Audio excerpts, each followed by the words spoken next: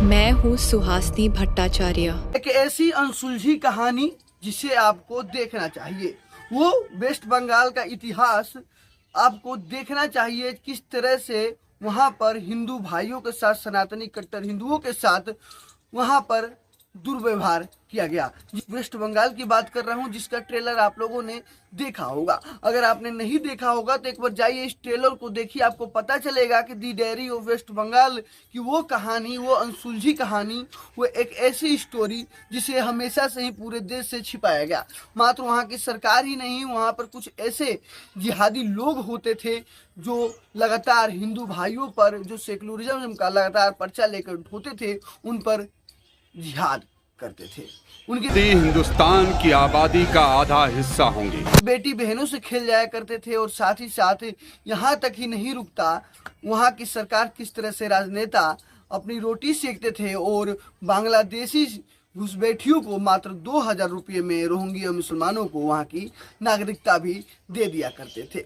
ये तमाम वो सच्चाई है जो आपको इस ट्रेलर के माध्यम से देखने को मिलेगा। और 30 अगस्त को ये फिल्म आपके नज़दीकी सिनेमाघरों में आ रही है, डायरी ऑफ वेस्ट बंगाल। एक बार मूवी देखिए, आपको समझ में आएगा वो सच्चाई, वो इतिहास जिसे बार बार आपसे छिपाया गया। सर, आपने सुना होगा कि जो भारत देश में अल्पसंख्यक है, चाहे मुस्लिम हो, सिख हो, ईसाई हो, उन पे जुल्म हुआ है। पर आपने ये कभी नहीं सुना होगा कि जो यहाँ के हिंदू है, जो मेजोरिटी में कम्युनिटी है, उस पर भी जुल्म हुआ है और उस पर अल्पसंख्यकों ने किया है।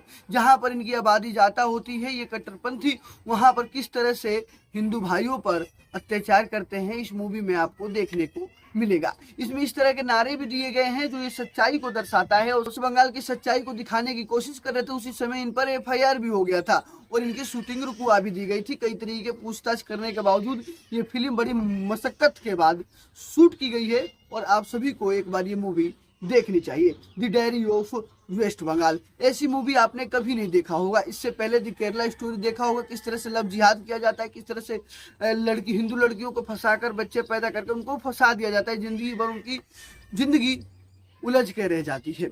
उसी तरीके से दी डायरी ऑफ वेस्ट बंगाल है, किस तरह से मुस्लिम कम्युनिटी के रोहिंग्या बांग्लादेशी अंदर आते हैं इंडिया में, उनको पनाह मिलता है, 2-2 हज़ार में वोट बैंक बनता है और वहाँ के राजनेता किस तरह से रोटियां सेक रहे हैं और आज भी वहाँ पर समझ ही सकते हैं उनका अपना राज्य चला रहे हैं।